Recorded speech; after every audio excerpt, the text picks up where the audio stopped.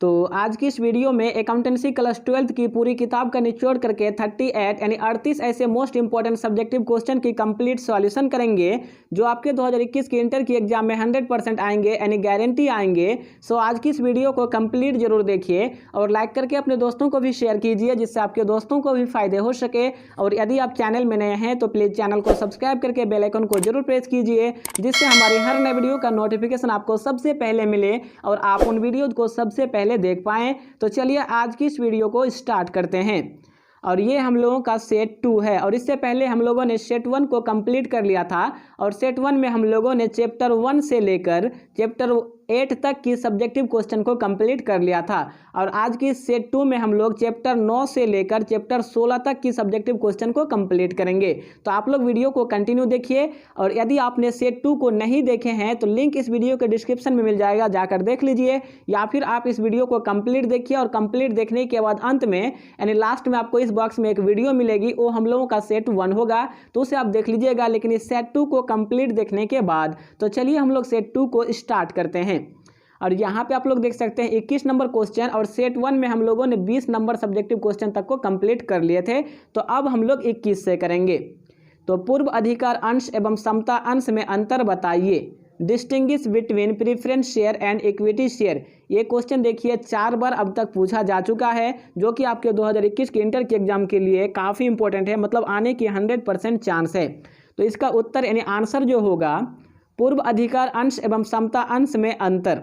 देखिए पूर्व अधिकार अंश क्या हो गया, तो कंपनी के समापन पर इन्हें पूंजी वापसी में पूर्व अधिकार होता है। इन्हें लाभांश समता अंशों से पहले दिया जाता है। इन्हें लाभांश कब दिया जाता है, तो समता अंशों से पहले दिया जाता है।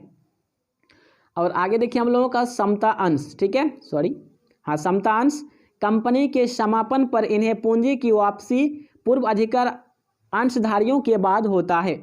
क्या मतलब है कि कंपनी के समापन पर इन्हें पूंजी की जो वापसी है वो पूर्व अधिकार अंशधारियों के बाद होता है। इन्हें लाभांश समता अंशों के बाद दिया जाता है। इन्हें लाभांश कब दिया जाता है, तो समता अंशों के बाद दिया जाता है। तो आप वीडियो को पॉज करके यानी वीडियो को रोक के आप पढ़ सकते हैं, ठीक है। तो चलिए हम लोग फटाफट से आगे बढ़ते हैं और आप लोगों के लिए एक TQ यानी टेस्ट क्वेश्चन।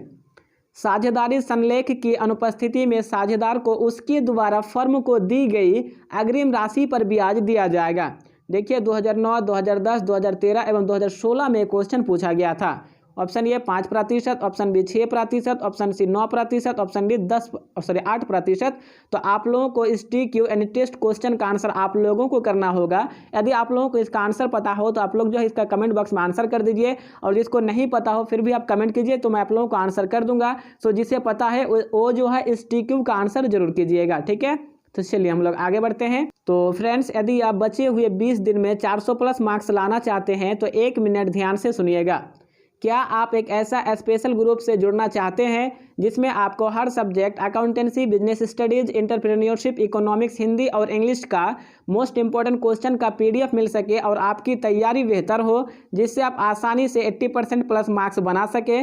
पिछले साल कई विद्यार्थियों ने 85% मार्क्स तक लाया था, ठीक है। यदि आप चाहते हैं कि आपको 20 दिन में बचे हुए जो आप लोगों के पास जो 20 डेज का टाइम है इसमें आपको 400 के आसपास मार्क्स आए तो आप स्पेशल ग्रुप को जरूर ज्वाइन कीजिए, क्योंकि पिछले साल कई सारे स्टूडेंट ने मात्र 30 डेज में यानी 30 दिन में उन लोगों ने 425 नंबर तक लाया था। कितना नंबर लाया था, तो 425 नंबर, जबकि आप लोगों के पास भी अभी भी 20 दिन का टाइम है। तो यदि आप चाहते हैं कि आपको भी 400 के आसपास मार्क्स आए तो आप जो है स्पेशल ग्रुप को जरूर ज्वाइन कीजिए। स्पेशल ग्रुप में ज्वाइन होने के लिए आपको मात्र 51 रुपये पेमेंट करना होगा। कितने रुपये पेमेंट करना है, तो मात्र आपको 51 रुपये पेमेंट करना है और पेमेंट एक ही बार करना है, दोबारा पेमेंट करने की ज़रूरत नहीं है। और आपको सभी सब्जेक्ट का मोस्ट इंपॉर्टेंट क्वेश्चन का PDF एग्जाम तक मिलता रहेगा जिससे आप आसानी से 80% प्लस मार्क्स ला सकते हैं, मतलब कि आप आसानी से 400 प्लस मार्क्स ला सकते हैं। और यहाँ पे देख सकते हैं ये मेरा WhatsApp नंबर है और जो न्यू स्टूडेंट हैं और अभी तक ज्वाइन नहीं किए हैं वो इस नंबर पे जो है WhatsApp पे देख लीजिए, ये मेरा नंबर है 7493991890 यानी 7493991890। इस नंबर पे आप व्हाट्सएप पे स्पेशल ग्रुप लिखकर मैसेज कीजिए तो आपको स्पेशल ग्रुप में ऐड किया जाएगा, जिसके लिए आपको मात्र 51 रुपये देना होगा और 51 रुपये में आपकी एग्जाम तक पूरी हेल्प की जाएगी। मतलब कि आपको वेरी वेरी इंपॉर्टेंट क्वेश्चन सब दिया जाएगा जिससे आप आसानी से 400 के आसपास मार्क्स ला सकते हैं। ये पिछले 5 ईयर्स यानी पिछले 5 सालों का रिकॉर्ड है। तो जो अभी तक ज्वाइन नहीं किए हैं वो इस नंबर पे मैसेज कीजिएगा। और अभी तक जो है पिछली वीडियो में बताया था तो बहुत सारे स्टूडेंट ज्वाइन कर चुके हैं। सो जो ज्वाइन कर चुके हैं प्लीज़ वो मैसेज नहीं कीजिएगा, मतलब जो ज्वाइन नहीं किए हैं वही मैसेज कीजिएगा। तो इस नंबर को आप लोग नोट कर लीजिए। तो चलिए हम लोग कंटिन्यू करते हैं वीडियो को। और यहाँ पे आप लोग देख सकते हैं हम लोगों का 22 नंबर क्वेश्चन, अंश और ऋण पत्र में अंतर बताइए। Distinguish between shares and debentures, यानी अंश और ऋण पत्र में अंतर बताना होगा। तो आंसर देख लीजिए। अंश पूंजी का एक भाग है, इसके धारक स्वामी कहलाते हैं। अंश क्या है? तो अंश पूंजी का एक भाग है और इसके धारक जो होते हैं वो स्वामी कहलाते हैं, यानी वानर कहलाते हैं। और यहाँ पे देखिए ऋण पत्र, तो ऋण पत्र ऋण का एक भाग है और इसके धारक महाजन कहलाते हैं। ठीक है, ये दोनों अंतर है जो कि आप लोगों को वीडियो को पॉज करके आराम से आप लोग पढ़ सकते हैं। आगे देखिए हम लोगों का 23 नंबर क्वेश्चन, कंपनी से आप क्या समझते हैं? What do you mean by a company, मतलब कंपनी जो होता है उससे आप क्या समझते हैं, मतलब कि कंपनी किसे कहते हैं? तो आंसर होगा कंपनी एक वैधानिक संस्था है जिसका निर्माण किसी उद्देश्य विशेष के लिए होता है और इसके बाद सदस्यों का दायित्व साधारणतः सीमित होता है। इसका अस्तित्व अपने सदस्यों से पृथक होता है। ओके, कंपनी एक वैधानिक संस्था है जिसका निर्माण किसी उद्देश्य विशेष के लिए होता है और इसके बाद सदस्यों का जो दायित्व होता है वो साधारणतः सीमित होता है और इसका अस्तित्व अपने सदस्यों से पृथक यानी अलग होता है। आगे देखिए हम लोगों का चैप्टर 10 और इसका 24 नंबर क्वेश्चन। ठीक है, तो चैप्टर 10 का 24 नहीं बल्कि हम लोगों का सीरियली 24 नंबर क्वेश्चन, इससे पहले हम लोगों ने 23 तक कंप्लीट कर लिया। तो अंशधारी तथा ऋण पत्रधारी में अंतर बताइए। Differentiate between share holders and debenture holder, यानी अंशधारी तथा ऋण पत्रधारी में अंतर बताइए। तो आंसर होगा अंशधारी तथा ऋण पत्रधारी में अंतर। देखिए अंशधारी यानी शेयर होल्डर्स, अंशधारी कंपनी के स्वामी होते हैं। अंशधारियों को लाभ में से लाभांश दिया जाता है। अंशधारी कंपनी के क्या होते हैं? तो स्वामी होते हैं और अंशधारियों को लाभ में से लाभांश दिया जाता है। और यहाँ पे देखिए ऋण पत्रधारी यानी डिवेंचर होल्डर्स, तो ऋण पत्रधारी कंपनी के लेनदार होते हैं और ऋण पत्रधारियों को एक निश्चित दर से ब्याज दिया जाता है, चाहे लाभ हो या फिर हानि, उसे क्या दिया जाएगा? तो ब्याज दिया जाएगा। तो आप लोग इसको वीडियो को पॉज करके यानी रोक के पढ़ लीजिए। आगे देखिए हम लोगों का यहाँ पे 25 यानी 25 नंबर क्वेश्चन, अंश और ऋण पत्र में अंतर बताइए। State differences between shares and debentures, यानी अंश और ऋण पत्र में अंतर बताइए। तो आंसर होगा पहला नंबर, अंश पूंजी का एक भाग है जबकि ऋण पत्र ऋण का भाग है। अंश पूंजी का भाग है जबकि ऋण पत्र ऋण का भाग है। दूसरा देखिए अंतर, अंश के धारक को लाभांश मिलता है जबकि ऋण पत्र के धारक को ब्याज मिलता है। आप लोग आराम से वीडियो को पॉज करके यानी रोक के याद कर लीजिए।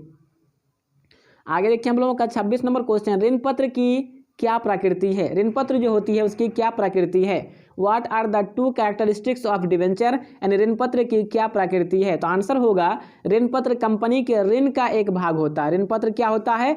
तो ऋण पत्र कंपनी के ऋण का एक भाग होता है। और आप लोगों को चैप्टर 11 जो है उससे आप लोगों की सब्जेक्टिव क्वेश्चन पढ़ने की जरूरत नहीं है और चाहे तो आप पढ़ सकते हैं, क्योंकि चैप्टर 11 से अभी तक एक भी क्वेश्चन नहीं पूछा गया है, मतलब नहीं पूछा है एक भी क्वेश्चन। आगे हम लोगों का देखिए चैप्टर 12 और इसका क्वेश्चन है 27 नंबर, वित्तीय विवरण से क्या आशय है? कंपनी के कौन से दो मूलभूत वित्तीय विवरण है? What is meant by financial statement? What are the two basis financial statements of company? ठीक है, ऑफ ए कंपनी, ये 2018 में पूछा गया था कि वित्तीय विवरण से क्या आशय है? कंपनी के कौन से दो मूलभूत वित्तीय विवरण है? तो आंसर यानी उत्तर, वित्तीय विवरण से आशय ऐसे वार्षिक रिपोर्ट से है जो किसी व्यवसाय के लाभप्रदता तथा वित्तीय स्थिति को प्रकट करता है। पहला number statement of profit and loss और दूसरा बैलेंस शीट। ये क्या है? तो वित्तीय विवरण के दो मूलभूत वित्तीय विवरण है। ठीक है, इसको याद कर लीजिएगा।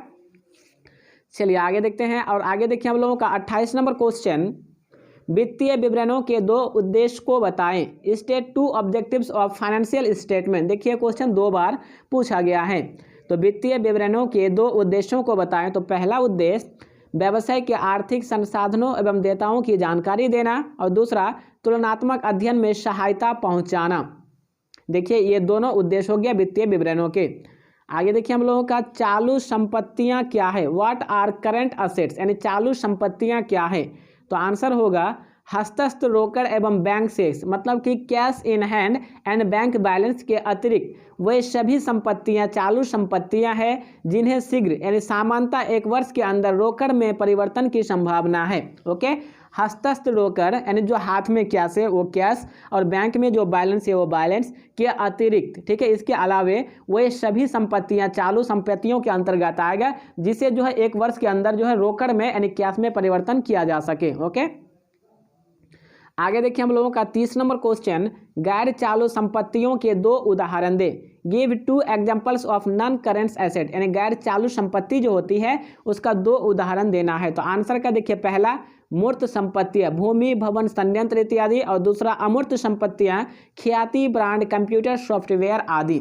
चलिए आगे बढ़ते हैं और आगे देखिए हम लोगों का 13 नंबर चैप्टर और क्वेश्चन 31 वित्तीय विवरणों के विश्लेषण से क्या आशय है। What is meant by analysis of financial statement, यानी वित्तीय विवरणों के विश्लेषण से क्या आशय है। तो उत्तर होगा यानी आंसर, वित्तीय विवरणों के विश्लेषण से आशय आंकड़ों को सरल समूहों में वर्गीकृत करने और इन समूहों के आलोचनात्मक परीक्षण की एक व्यवस्थित विधि है जिसमें व्यवसाय के सुदृढ़ और कमजोर पहलुओं का ज्ञान हो सके, कमजोर पहलुओं का ज्ञान हो सके। तो आप लोग आराम से पढ़ लीजिए। चलिए आगे देखते हैं। आगे हम लोगों का 32 नंबर क्वेश्चन, वित्तीय विवरणों के विश्लेषण के कोई 2 उद्देश्य बताएं। स्टेट यानी 2 objectives of analysis of financial statement, यानी वित्तीय विवरणों के विश्लेषण के कोई 2 उद्देश्य बताइए। तो इस देखिए आंसर होगा, पहला नंबर व्यवसाय की अर्जन क्षमता का निर्धारण, और दूसरा व्यवसाय की शोधन क्षमता की माप। व्यवसाय की अर्जन क्षमता का निर्धारण और व्यवसाय की शोधन क्षमता की माप। आप लोग पढ़ लीजिए आराम से। आगे देखिए हम लोगों का यहाँ पे 14 नंबर यानी 14 नंबर क्वेश्चन, ठीक है, क्वेश्चन 14 नहीं, चैप्टर 14, यानी समान आकार के विवरणों के नाम बताइए। Name of common size statement, समान आकार के विवरणों के नाम बताइए। Name of the common size statement, तो पहला होगा समान आकार का आय विवरण और दूसरा समान आकार का स्थिति विवरण। आगे देखिए 34 नंबर क्वेश्चन, समान आकार के विवरण क्या है। What is common size statement, यानी समान आकार के जो विवरण है वो क्या है। तो आंसर होगा, यह वह विवरण होता है जिसमें समान आधार पर विभिन्न मदों को प्रतिशत के रूप में परिवर्तित किया जाता है। इसे शीर्ष विश्लेषण भी कहा जाता है। ओके, चलिए आगे देखते हैं और देखिए हम लोगों का चैप्टर 15, और चैप्टर 15 से आप लोगों को एक भी सब्जेक्टिव क्वेश्चन पढ़ने की ज़रूरत नहीं है और आप चाहें तो पढ़ सकते हैं। देखिए हम लोगों का चैप्टर 16, तो 35 नंबर क्वेश्चन, रोकड़ प्रवाह विवरण से क्या आशय है। What is meant by cash flow statement, तो आंसर होगा, रोकड़ प्रवाह विवरण किसी विशेष अवधि के दौरान रोकड़ एवं रोकड़ समतुल्यों के स्रोतों और उपयोगों का विवरण है। आगे देखिए हम लोगों का यहाँ पे देख सकते हैं 36 नंबर क्वेश्चन, रोकड़ प्रवाह विवरण तैयार करने के क्या उद्देश्य हैं। What are the objectives of preparing cash flow statement, यानी रोकड़ प्रवाह विवरण जो है उसको तैयार करने के क्या उद्देश्य हैं।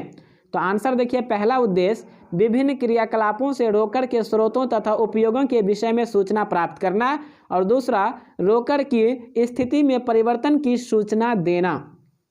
ठीक है, आगे देखिए हम लोगों का 37 नंबर क्वेश्चन, रोकड़ प्रवाह से क्या आशय है। What is meant by cash flow, यानी रोकड़ प्रवाह से क्या आशय है। तो आंसर यानी उत्तर, रोकड़ प्रवाह से आशय रोकड़ और रोकड़ समतुल्यों के स्रोतों और उपयोगों से है। यहाँ पे देखिए हम लोगों का 38 नंबर क्वेश्चन, रोकड़ समतुल्य से क्या आशय है। What is cash flow cash equivalent, what is cash equivalent, यानी रोकड़ समतुल्य से क्या आशय है।